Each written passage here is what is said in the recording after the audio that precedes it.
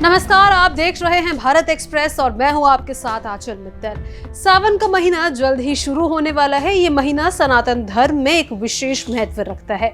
सावन के महीने में भक्त भगवान शिव की पूजा अर्चना करते हैं। शिव जी की कृपा पाने के लिए सोमवार के दिन व्रत भी रखते हैं।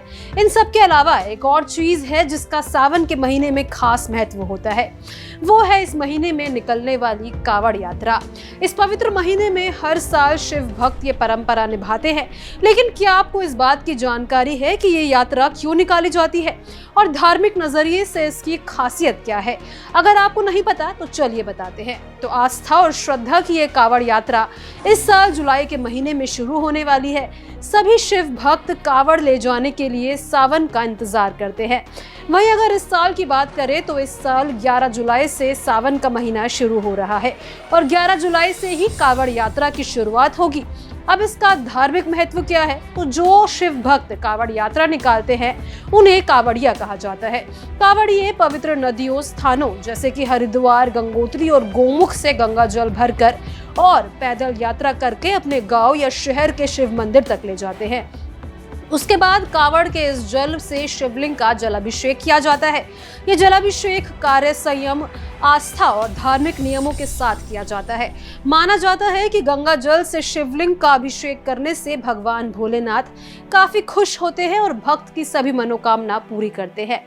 लेकिन इस यात्रा के दौरान इन कावड़ियों को काफी सारे नियमों का पालन करना पड़ता है और ये यात्रा बहुत ही ज्यादा मुश्किल भी होती है। लेकिन फिर भी पूरी भक्ति और आस्था के साथ कावड़ी अपनी इस यात्रा को पूरा करते हैं। तो वही रास्ते में सरकार कावड़ियों के लिए विशेष इंतजाम करती है ताकि उनकी ये यात्रा थोड़ी सी आसान बन सके। अगर आप भी इस साल कावड़ यात्रा पर जाने की सोच रहे हैं तो आपको भी कुछ नियमों का पालन करना होगा।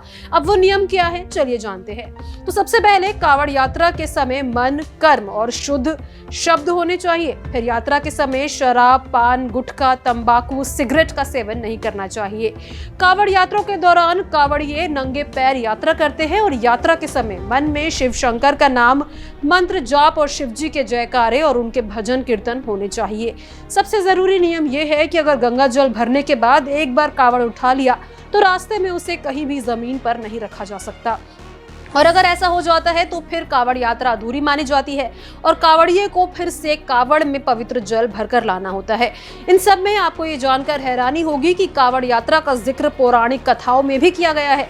इस कथा के अनुसार समुद्र मंथन के वक्त जब हलाहल विष निकला था तो भगवान शिव ने विष को अपने कंठ में समाहित किया था।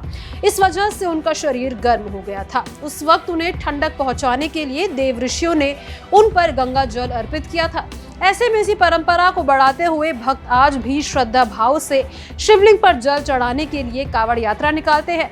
साथ ही पवित्र नदियों से गंगा जल लेकर शिवजी पर अर्पित करते हैं।